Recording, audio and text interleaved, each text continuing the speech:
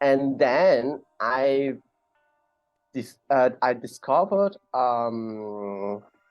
this book. So this the famous book of Latin, how to say it, natural approach. So it's written in Latin and with pictures. So Nice. yeah, in a simple language. So I discovered it, and I discovered CI, comprehensible input, Stephen question with recommendation from my friend. So I started to read more researches on it.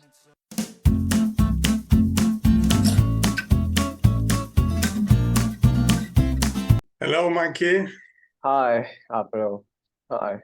And well, nice to have you here. First of all, it's a pleasure. Thanks for having me here. Yeah. And yeah, as usual, my first question is I mean, it's not really a question. So tell us about your experience with languages. You know, what your native language is, your earlier experiences learning languages, and anything you think is interesting. Okay. So I grew up in Hong Kong. So my first language is Cantonese, and I learned Mandarin and English in school, like in traditional way. You know that. So then I took a private class, private French class. Okay. Then I went to Paris and did my study, and now I'm in Berlin. So when I was in Paris, I learned I started to learn German. Okay. Then I came to Berlin. Now I'm living in Berlin. Yeah, I'm now in Berlin, and last year for 1.5 years I started to I took an intensive Latin class. Latin course, yeah, in the university, and half how to say it, first half class course, I was like I was doing Anki, and I was memorizing all the word with word list, because for those who don't know, Latin is taught in a quite traditional way. Right. We translate some text, some short text into German. So the goal is to translate perfectly. And then I discovered this book. So this the famous book of Latin, how to say it, natural approach. So it's written in Latin and with pictures. So nice. Yeah, in a simple language. So I discovered it, and I discovered CI, comprehensible input, Stephen question with recommendation from my friend. So I started to read more researches on it, and I also started a reading group with friends, Latin reading group with this kind of great readers in Latin. Okay, that's very impressive. So and in the other side, beside the reading group, sorry for my English, because I'm not that I don't have many chance to speak English. No problem. And the content is the most important thing. Yeah. And beside the reading group, I was doing an experiment with my friend. he invited me to do this. We tried do some kind of shadowing, echoing, Anki, bilingual translation, different learning methods that we can found on YouTube. Okay. Manki, with Asimil, and I do it in Japanese. So I tried different methods, and it did give me how to say it, a feeling of achievement. Okay. I did it. I've done it today, each day. So like doing sport, like doing exercise. But after that, I discovered this too stressful for me, and it did, how to say it, it's difficult to say one method doesn't or did not work, but it only worked in comprehensible input when we acquire language. So I stopped it, and I tried to read stories and listen to stories. Yeah. Yeah, because it seems like the natural way to do it, and probably the one that you enjoy the most, right? Because you're for sure.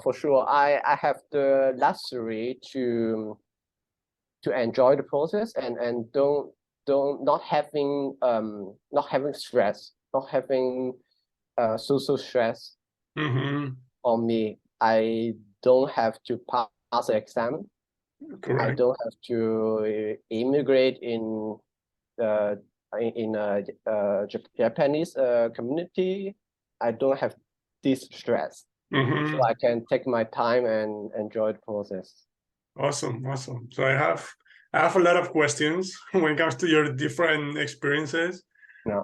So let's start from the beginning chronologically. Okay. So you say you studied English and Mandarin in a traditional way, right? Yes. So that was this, okay. And how was your experience with it? Like when it comes to English, for example, how long did you study English in that way? What were the results? I started English in kindergarten at 3. Nice. It's quite common it's quite common in Hong Kong. Okay. Because Hong Kong was a British colony. Right. Before 97.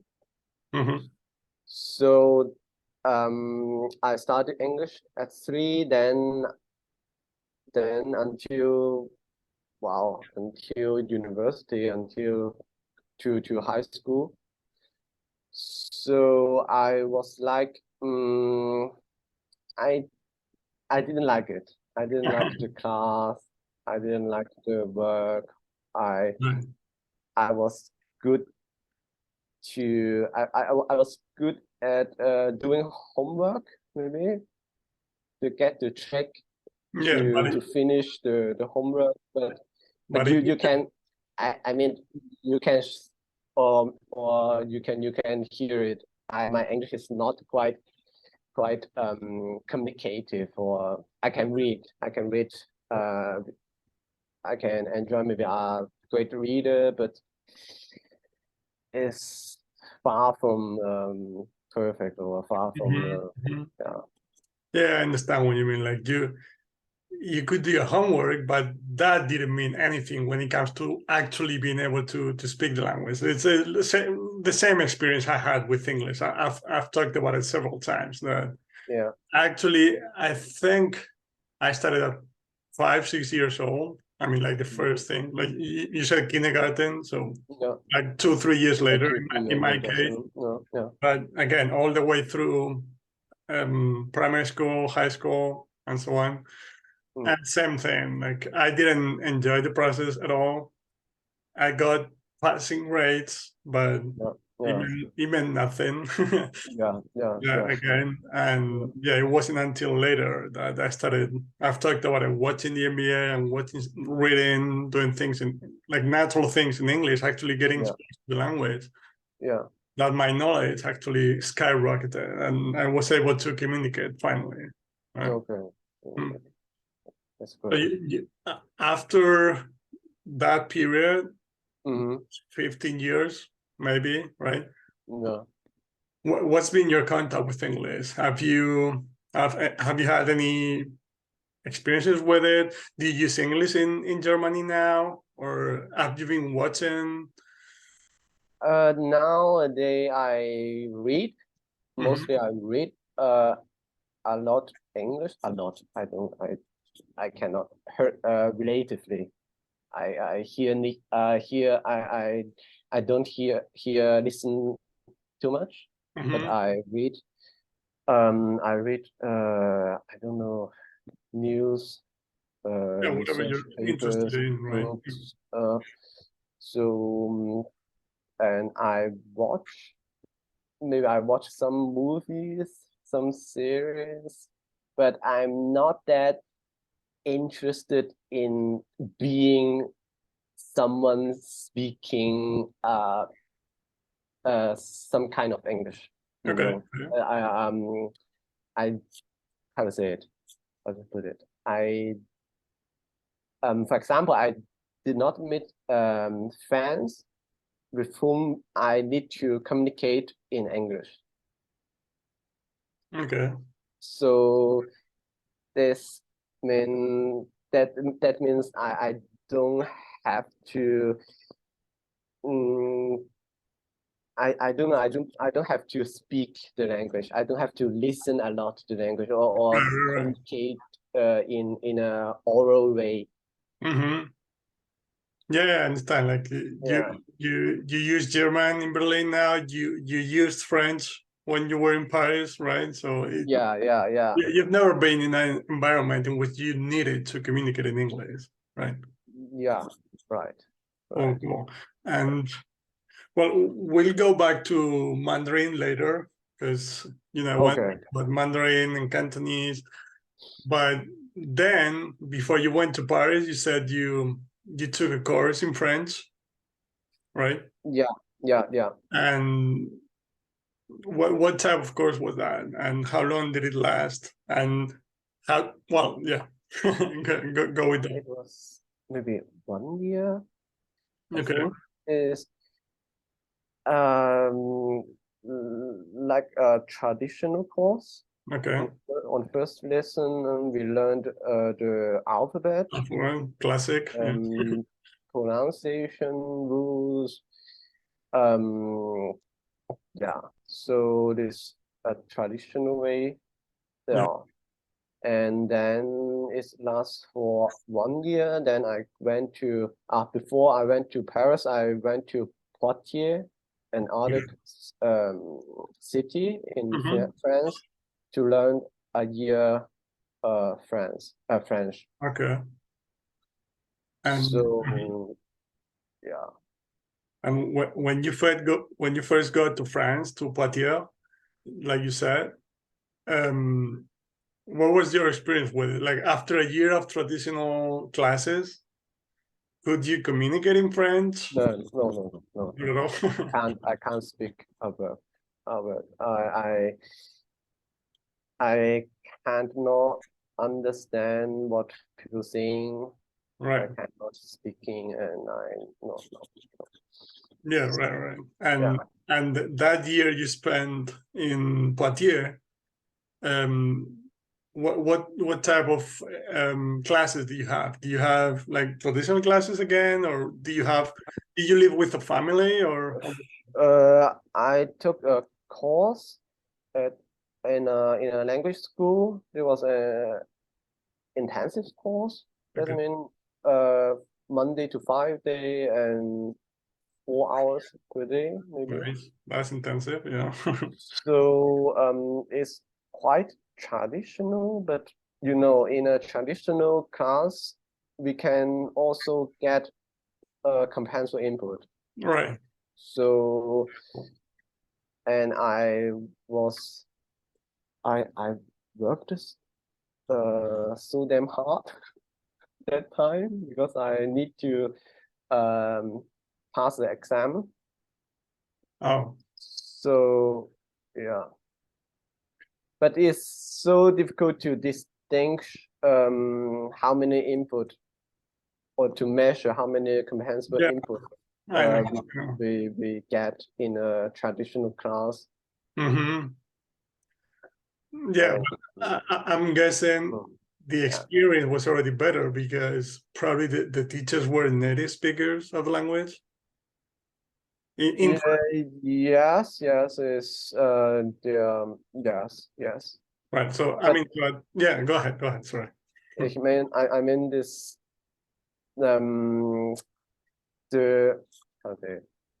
someone who is native speaker doesn't mean that he or she can provide absolutely. So yeah. Yeah, absolutely. But what I mean, if you compare both experiences, they're both traditional. But one, in your experience in Hong Kong prior to going to France, was with a non-native speaker of French, and then in France it was a native speaker. Yeah, obviously, like you said, I completely agree. Being a native speaker doesn't mean you're actually a good teacher, right? But yeah, in all those hours, even if it was traditional, like you said, you're getting comprehensible input here and there, and at least you're getting it from a native speaker, so you're learning the language the way it's used in real life, or it's not ideal because it was taught the traditional way, but I think that in France I can get more input. It's just obvious that I could hear more French, right? Or I had more chance to get comprehensive input than in Hong Kong. Yeah. But I just want to point out that a native speaker doesn't mean he or she or the language that he or she is speaking is more helpful for language learner. Yeah, of course. Yeah, I completely agree. But yeah, like you said, in your experience in France, the difference is outside of the class you were listening to French in real life. Yeah. And did you feel a huge difference from the day you went to Poitiers first, and then a year after that when you went to Paris? I don't understand the question. Oh, like did your French really improve? Like, did you feel the difference? Because you said the first day you went to Poitiers, to France, you couldn't communicate, you couldn't understand. But then a year later, you said you spent 1 year in Poitiers, right? Yeah. A year later, you went to Paris. And yeah, sure. I can communicate. I've improved quite a lot in Poitiers because of the environment and the class and the students and classmates and teachers and people. I mean, it's all that. So you were hanging out with a lot of French people as well there? Not really. A little bit, but mostly I hang out with classmates that are strangers that are learning French. So okay. So non-native speakers who were also learning French, so you communicated in French. Yeah. Okay. Yeah. Understood. And how long did you stay in Paris after that? In Paris, I stayed 5 years. 5 years? Okay, nice. Yeah. And did you take any other classes or not in French? No.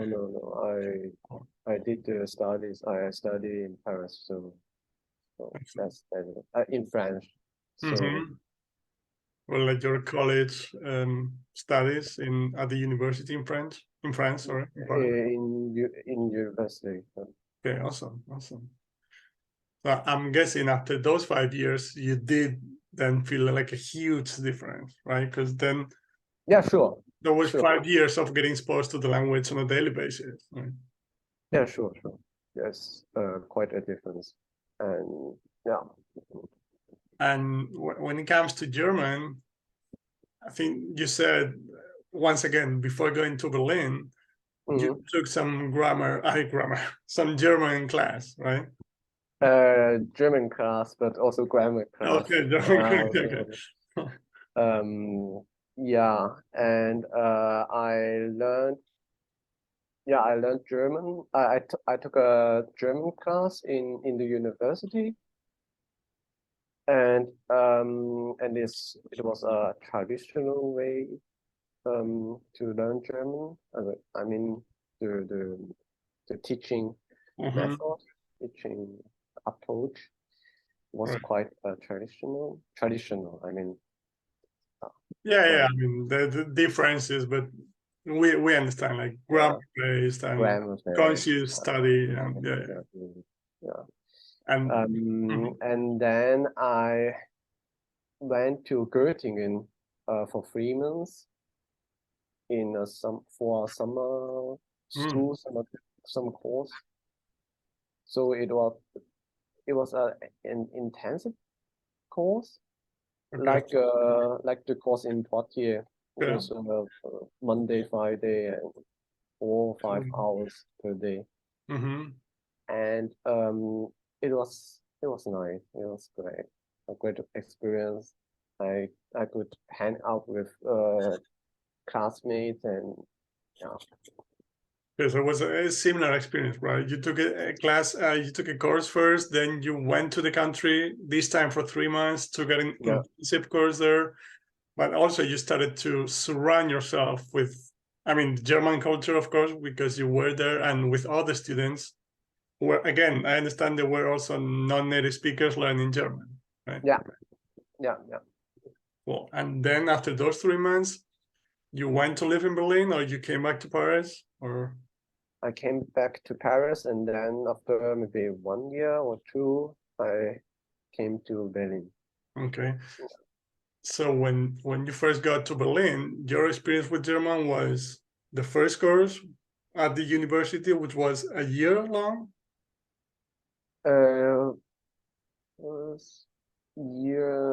Yes. Year long, okay. Then those 3 months in summer in a different German city. Yeah. And any other contact with the language prior to going to Berlin?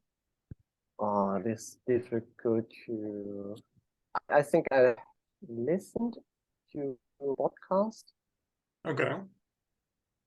But like every day, or just this podcast, Easy German, famous podcast. But did you listen to it every day, or just every once in a while, or? I don't remember. Maybe when I have time.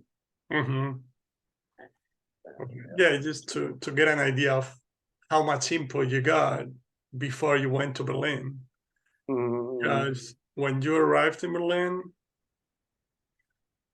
you could already communicate in the language, right? Kind of. Or how was it? It was better than when I arrived in Poitiers in France.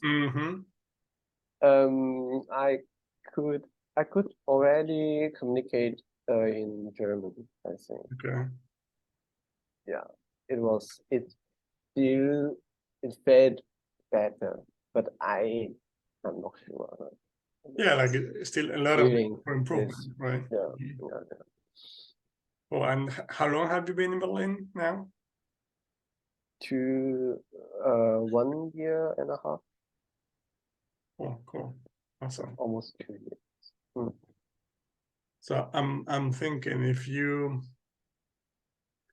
now that you know about comprehensible input and so on, yeah, if you were to repeat the same experience but with a different language, let's say, for example, you want to learn Spanish and go to Spain, for example, what would you do, and how would you do it differently? Because I'm guessing now that you know about comprehensible input, you wouldn't want to study grammar before going to Spain, or what would be your approach? I would read and I would listen a lot. I would listen to stories that I understand mostly, over 95%. And I would make sure that I enjoy the process. And this for acquiring the language, you know, listen a lot of stories and enjoy the process and reading a lot at the same time. But if I have to deal with some social demands or social stress, I may take another approach, or I'm not quite sure. I'm still struggling thinking about it. So when someone comes to me and saying, I don't know, I want to learn French and but I have to pass the exam. What should I do with the student, or what should I give him tips or so? Yeah, but mainly for language acquisition is story listening and reading. Yeah, exactly. Like, yeah, if someone wants to pass an exam, I mean, you can. I've already talked about my opinion when it comes to language exams, but what I mean is, yeah, I mean, they can study for the exam, so they pass it, but like, you know, it doesn't mean you're actually acquiring the language, right? But yeah, but I want to I just want to point out that I think there's maybe not most, but some people will be concerned by the exam or by the language exam when they heard, oh, what do we have to do is just listening stories and reading, you know. Right. Sometimes we cannot wait for the acquisition. Sometimes I just want to. Yeah, because you need it short term, and you can hack the process short term by memorizing things. But yeah, absolutely. Cool, interesting. And yeah, I'm thinking it's interesting that it was Latin, the language that actually got you into comprehensible input and so on, because I actually know that book, and it's really awesome, because it's like from the very beginning. Obviously, I think it was easier to understand for me because of Spanish being my native language, and because I speak Italian as well. Yeah. But I thought it was really interesting, like you said, because it's comprehensible because of the pictures, how simple it is at the beginning, but he keeps building on it, so it gets. Yeah, it's quite good. It's comprehensible. But maybe one of the weakness of this book, or with one kind of comprehensible input, is that some people would find it repeating or boring. Right. Some people will be. Yeah, because right. But yeah, the thing with Latin is nobody. I don't know if anyone speaks Latin in real life, right? So it's hard to find resources. And if I'm not mistaken, the books start like, this is a family in Italy. Yeah. This is the dad. This is the mom. So it's like super simple. Yeah. Probably not the most interesting novel you're gonna read. Yeah. But yeah, to give you an idea, it's really good in that sense. Yeah. Yeah, in this end, it's really good. But for some people, maybe the fan who asked me to do the experiment, he would find those books quite boring. Right. With all those repetition and like it's technically correct, but you have to make it interesting. Yeah, it's not optimal. Yeah, exactly. Yes. Nice. And you mentioned the book club. So how are you doing that with your friends who are also learning Latin? Are you picking a book, then reading it and talking about it, or how's that book? The reading group. The reading group, yeah, sorry. The reading group. We were trying. We did it once per week, and we did it for a semester. Okay. So 4 months, 4 months maybe. And we were doing the free voluntary reading. So we bought a lot of creator readers, and we did the free voluntary reading. That means we show all the readers on a table, and each of us choose a book to read. And when we feel bored or when the book is too difficult, we drop the book and we choose another one. Okay. We did it for maybe 15 minutes to 30 minutes in the beginning of our session. And then we read a chapter of the Familia Romana, the book, this book. So that's our how we do the reading group. So it's like totally pleasure reading, right? Like you don't talk about the books afterwards. It's just everyone chooses a book, reads it, and we discussed the books naturally, just like we watched a movie and we make some comments on it, and this one is nice, this one is not so interesting. That's all. But yeah, awesome. But do you make those comments in Latin or German? In German. There's sort of a book club in your language. I mean, in the language you use every day, being German, but you read books in Latin. Oh, interesting. Yeah, it's a good idea. And there's a lot of rated readers in Latin. A lot of, I think there are more than 100 now. Twitter readers.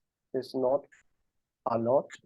I mean, for a language like Latin, yeah. When we think of how many input we should get to acquire a language, is not a lot. I understand, yeah. But it's impressive. Yeah, I understand what you mean. Yeah. But yeah, I was expecting way less because it's just like a dead language, right? So, but it's really good. No, but Latin community is doing a quite well job on CI, on comprehensible input, and yeah, they are quite into it. Awesome. Yeah, I haven't been into Latin when it comes to comprehensible input, so I didn't know. Nice. And is there anyone you know, or anyone, I'm just thinking about it, that you think would be interested in a podcast interview that you think I could reach out to? I think any YouTube project or anything? I think you might. It's only my desire or my how to say it, as a reader. I think this author is quite good. Andrew Olympic. Okay. He write he wrote several greater readers with pictures, and it's so interesting to read it. Nice. And do you know if he's got a YouTube channel or anything, or just look it up online? He has a website. I can send it to you. Okay, yeah, like send it to me later, and I'll leave it in the description if anyone wants to look at it, and I'll reach out to him. Awesome. I would be grateful. Thank you. Yeah, I just thought about it. Awesome. And yeah, and so moving on from Latin, that was the language, like you said, that got you into comprehensible input, right? And when did you decide to start a channel to teach your native Cantonese? That was I was doing two language exchange with my friends. They want to learn Cantonese, and with one friend I've been doing for 3 years. Nice. I think we met in Paris, and we keep on doing the tandem once a week, and we tried several things, the methods that I mentioned, shadowing, echoing, blah blah blah. And I did a research on the resources online for Cantonese, but I couldn't find too much about it. So we tried serving. We take a video on YouTube in Cantonese, and I do the translation and I do the transcription, but it was too much workload for me. It was not sustainable. Right. And for her too, she needs to listen to the audio several times to understand, and it was quite frustrating and stressful. Right. So after several trial, I decided to make some videos for her, drawing stories and vlog, but all was private. Okay. But after several, maybe 1 or 2 months, we felt like comfortable. It was like so interesting and funny to make videos for her. So I decided to upload the videos on YouTube and create the channel. Nice. So all the videos of the intermediate level on my channel is for her. Okay. I speak to her. Nice. So yeah, because I've seen some of the videos that I've seen that you have like comic books. You also use video games. Yeah, video games. I've seen some stories, of course. Nice. Yeah. So this the intermediate level, and for the beginner level is for another fair. Nice. So thanks them. I mean. Yeah, well, that's a good way to do it. Yeah, it's interesting. But yeah, because I don't know, because I might want to ask your experience when you create a video, how do you imagine which audience or which level, how do you adjust the language that you use in yeah, that's a good question, first of all. Yeah, I mean, I try to. The thing with me, it's a little bit different because because of the similarities between English and Spanish, I know that by writing things down, and in general, it's more comprehensible, right? Because people who want to learn Spanish, in my case, they're either native English speakers or they're speakers of another language who already speak English. So, you know, there are a lot of things that might not be comprehensible if it was a different language, but because Spanish and English, there's some similarities between them. I just write things down, so it's more comprehensible. I use a lot of pictures. So I try to do it for beginners, you know, like with beginners in mind, because again, the experience is a bit different because in my head, someone who's on an intermediate level in Spanish can already understand resources that are meant for native speakers. Not maybe not series or things like that, but documentary, you know.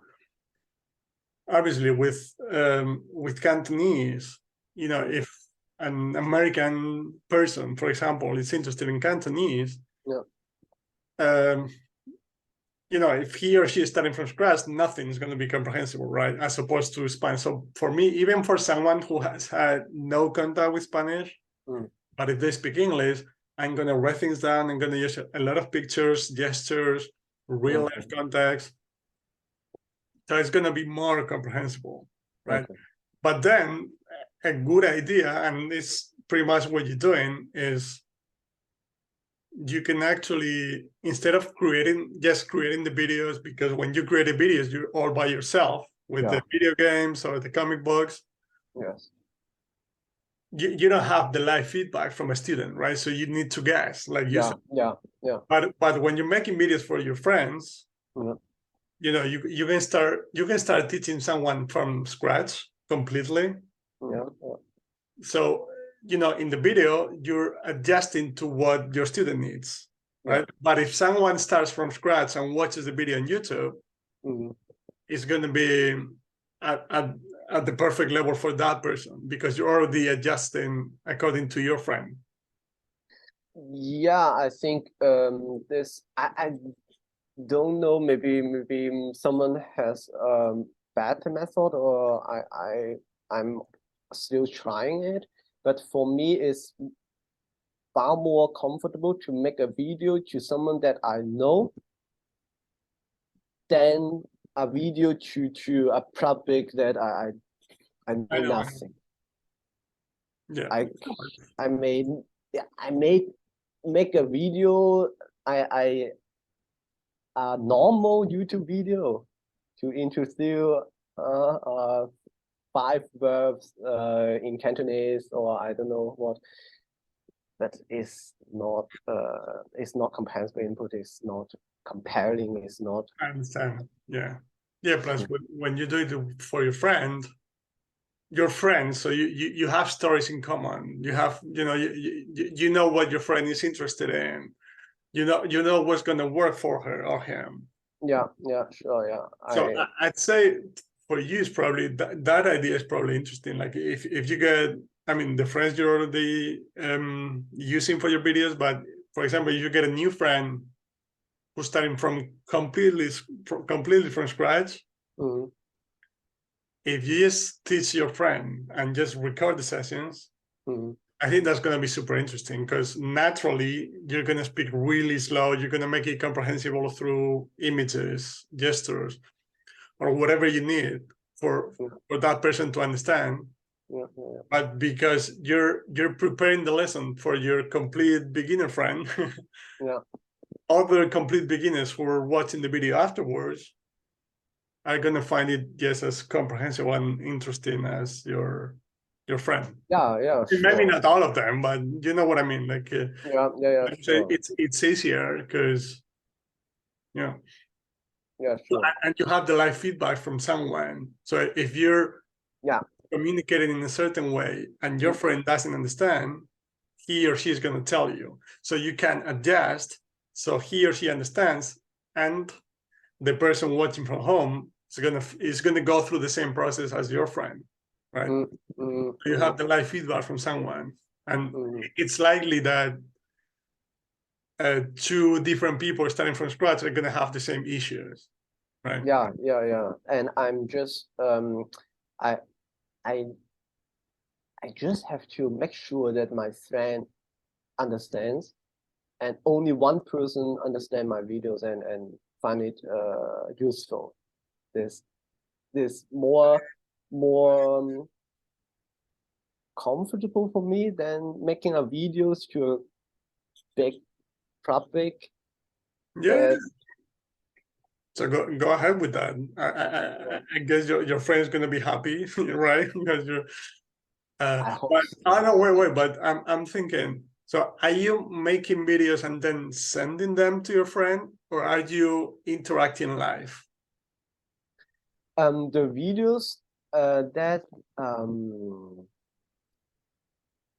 for example, I tell storybooks, and I just film it and tell the story by myself. I film the picture, and I borrow the book from the library, and I upload the video on YouTube, because my friends said that it doesn't matter. I sent her the videos before I sent her videos directly. But so now I just upload to YouTube.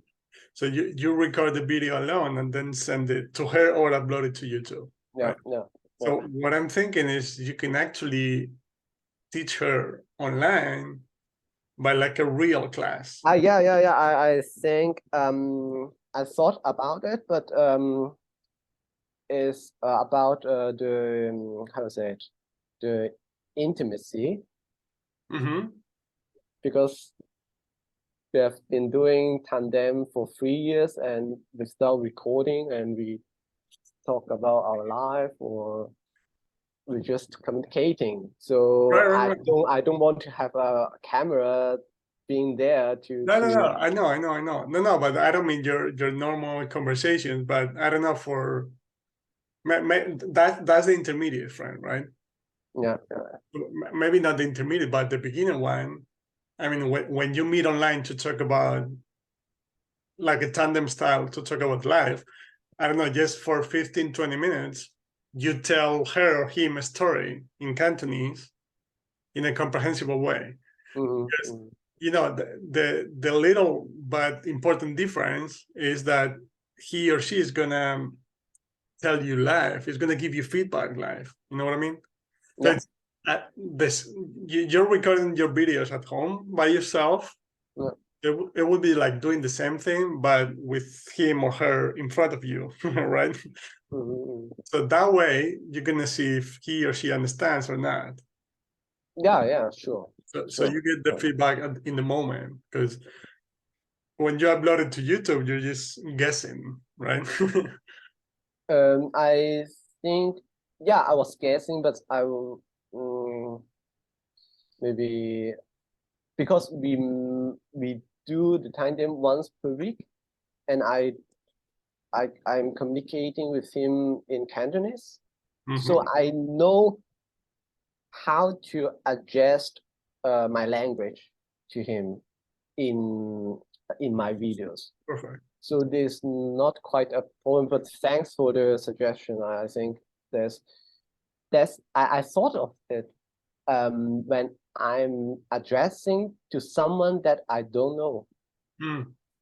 Maybe I thought I had an idea, maybe we can make a live and we are addressing to the public and the public can react. So that there's more interesting or more comprehensible for them. Right. Yeah, that's the whole idea. Yeah. Nice.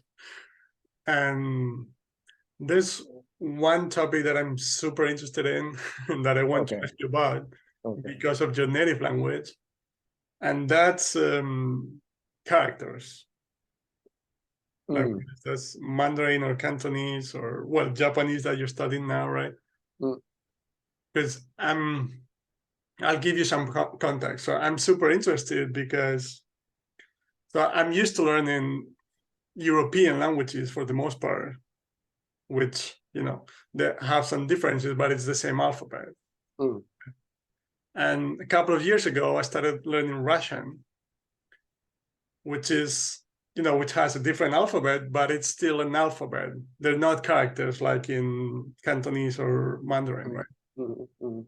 And I learned to read in a pretty natural way, meaning I've talked about it, but there's a YouTube channel from a friend of mine called Comprehensible Russian, and she has videos even for complete beginners. And so in some of her videos, she had a map of Europe with the names of the countries in the Cyrillic alphabet, right? Okay.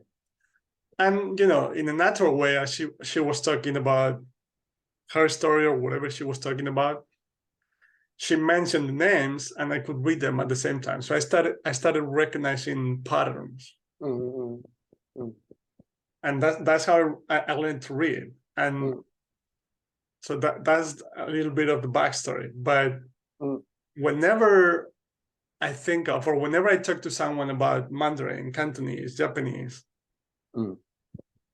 people always talk about memorizing characters or about how to learn characters. And first of all, I'm interested in knowing, how did you learn the Cantonese characters as a kid? As a kid, I learned it in school and in my family. I think mostly maybe in school, I start to learn the character, the writing the character or reading the characters. Maybe in school, I don't remember. But in school, we did a lot of how to say it, the copying characters and learning how to the order, writing order the characters, and try to memorize the characters, many dictations,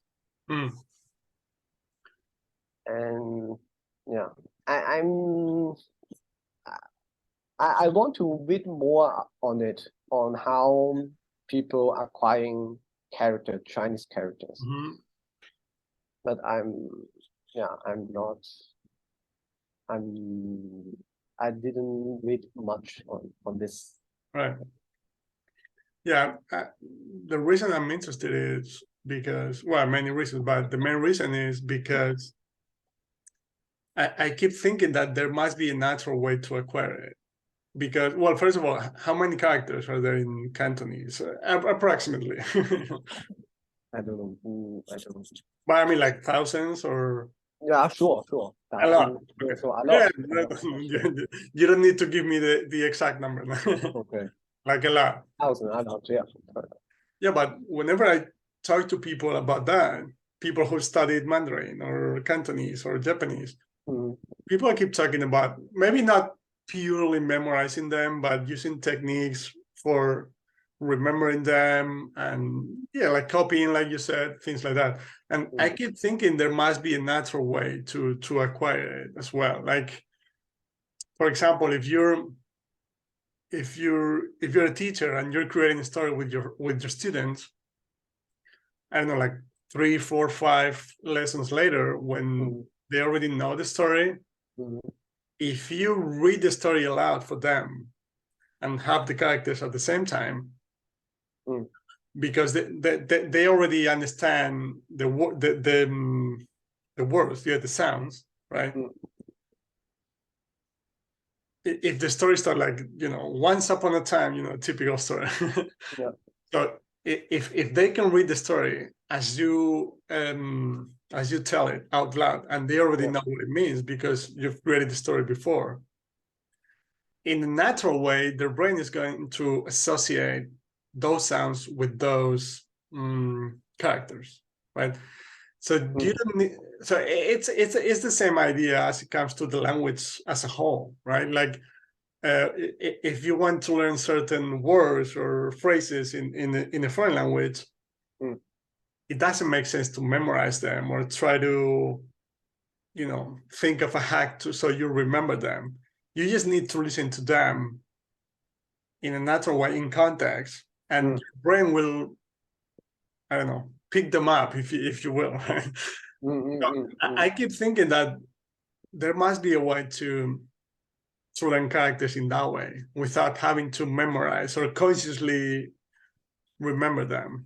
I'm for this hypothesis. I'm totally for belief in maybe in this fact. I don't know, because in school we did many rewriting, copying, dictation, so we cannot say how much we learned from the dictations and how much we learned from reading and it's fun.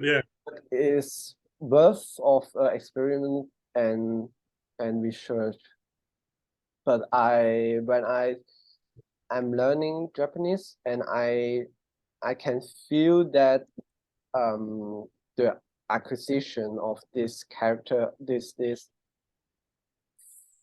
form, meaning, connection. Yeah, to absolute. Yeah, this happening somewhere in my brain. Right. Yeah, because I've had this feeling for a while, and then the other day I was in a live Q&A session, and one of the viewers talked about the fact that Japanese people, they, as kids, they memorize characters, but then they forget a lot of them later on in life. So I was thinking, like, there must be a different way. Like, for example, because now for you, when it comes to your Cantonese, I mean, I'm guessing you can read anything, and I mean, can you recognize all the characters? Have you forgotten characters, or what's your relationship with characters? It's a tough question, but I'm just, I think so like the last thing is, like, the reason I'm asking is because whenever I'm not sure about something, I tend to think the natural way is the better way. So I tend to look at the way native speakers learn or acquire the language, so in this case, the character. That's why I'm interested. It's a very good question, and I think of okay, maybe I will start with a poem that I read today in Chinese, and I didn't there was a character that I don't know, and I just I need to guess, and I cannot pronounce it because I don't know the character. Interesting. So but it is not quite I don't know, maybe when we read literature or poems, there are relatively many or a few of characters that we cannot recognize. But when we read newspapers and when I read newspapers, there's maybe I can recognize maybe all the most of characters. But does it stop you from understanding the meaning sometimes, or depending on the resource, if it's complicated, or I think, or you can guess, like you said, or figure it out, or we can always guess. We can always guess when we don't recognize a character, and I think we can recognize a character without knowing the pronunciation, and we can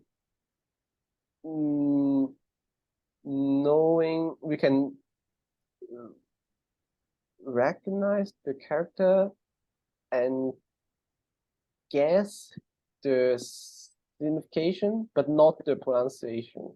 Okay. We have maybe no clue. I'm not sure. No problem.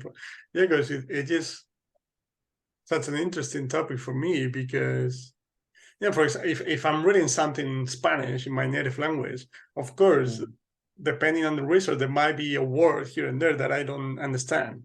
Yeah. But I can perfectly read it. You know what I mean? Sure. Yeah, you can pronounce it. Yeah, I can pronounce it, I can read it, I can again, I can figure out what it means most of the times, but that's the same thing. But I don't know, I just find it fascinating, and it's a topic that I want to do more research on, because I just have the feeling that, you know, it can be about memorizing and things like that. I think there is, I think that there's no, if we have to memorize all the characters, it's crazy. That is crazy. So there are like thousands of characters, right? I think when it comes to Japanese, the language you're learning now, there are like 3 different sets of characters. Yes. And one has like thousands of characters. Yeah. So yeah, I'll keep doing more research on that. yeah. I'm gonna try to talk to more people whose native language is, you know, a language with characters like yours or Japanese or things like that, because it's such an interesting topic to me because of that. Yeah, send me when you have found something interesting or worth to read. We can share. We can share. Sure.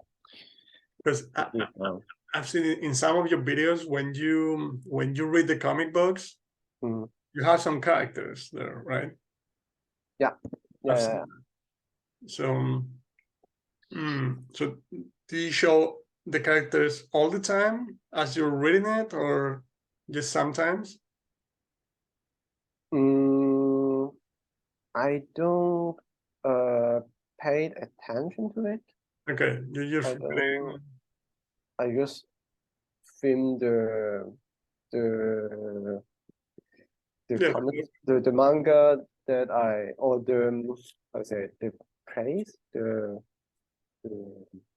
pages. The case that I need to film. So I don't pay attention to the character. Right.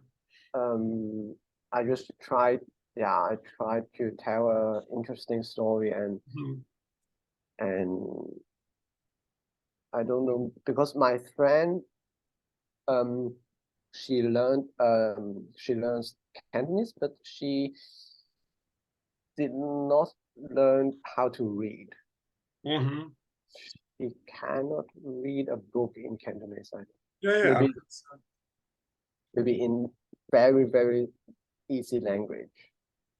But right. Yeah, like you're not trying to teach reading in your videos. It's just that some of the conversations in the books and so on have characters, have words, so you just read them and you can see them in your videos, but that's not your idea, right?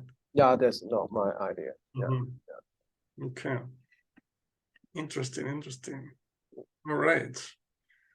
So yeah, like finally, so you're learning Japanese now, you said, right? And yes. So now you speak Cantonese, Mandarin, French, German, and English? Yeah. Is it? Cool. And any projects for the future? Any language that you'd like to learn? Latin. I forgot about Latin. Sorry. Latin. Yeah. I don't know. I think that for me, each language that I want to learn has a point or someone or something that makes me makes me want to learn it. Right? Want to learn the language or keep in contact with the language. Right. Like English, I have made a friend with whom that I have to speak English, so my English is speaking English is broken. So yeah, I understand. I have to, and first of all, I have to encounter someone or something of the language.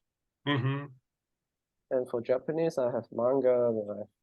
I want to watch films, and I want to learn about the culture. Awesome.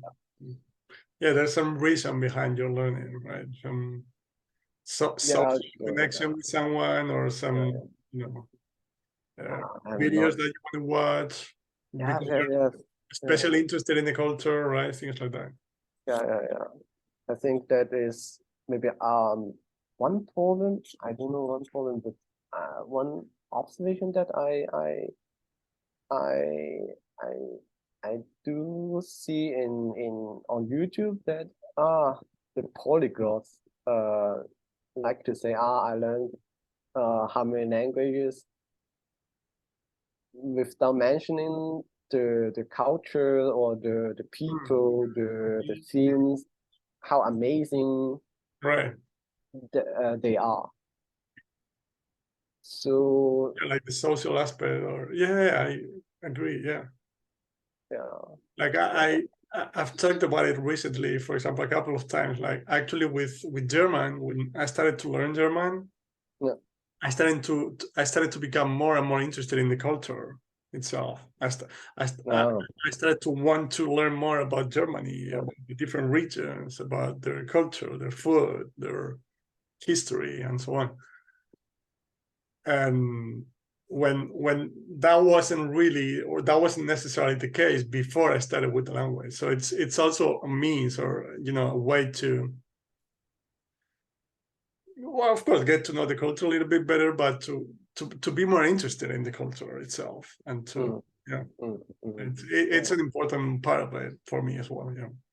Sure. Okay, so well, thank you so much. Thank you very much. And of course, well, I'll leave your channel on the title with your name, but I'll leave it in the description as well. Thank you. And as well as that man's website that you'll send me afterwards. Something. Andrew Olympic. And thank you so much, Manki. Thank you for having me here, and for the channel. I think it's super interesting and how to say it, helpful for language acquirers.